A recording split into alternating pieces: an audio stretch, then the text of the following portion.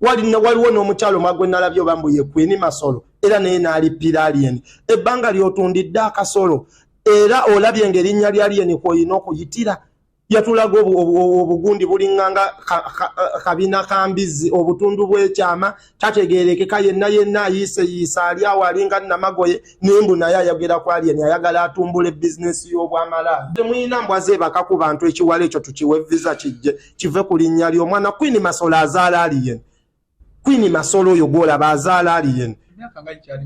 anti obuzibu enkanyanya zasooka mu bitundu byakyama okugizambuka bwambusi ebikazi ng'ebyo bimalaaya webityo webikola mukireete n'embwazi kyebakeko kifune bakasitoma buli omu akiridde kive ku omwana oyo bamutambalidde ebbanga si tikitooka si fuutu soja si muyimbi saani bonna Alien naye ate naggambye nti omuntu buli w'oyimirira ku mazima ne w'obaako ogu omu Katonda akukuumiraawo era obulimba n'ebukuŋŋaanibwako abantu bangi tebuvaayo kubanga abalwana Alien beebamu beebangi kubalina omukulembeze waabwe ayagala okujja naye ate tajja naye ate ye omu gw'olaba gwe balwana gwe bagamba atali ku mazima Katonda n'ayimusa ebirooto bye ate bba balina owaabwe abangi ennyo owaabwe n'agaana okuwanikibwa kuba kati zafuuka parties bbiri Fangoni ne abafuutu bigere balwana Alien balaga be bali ku mazima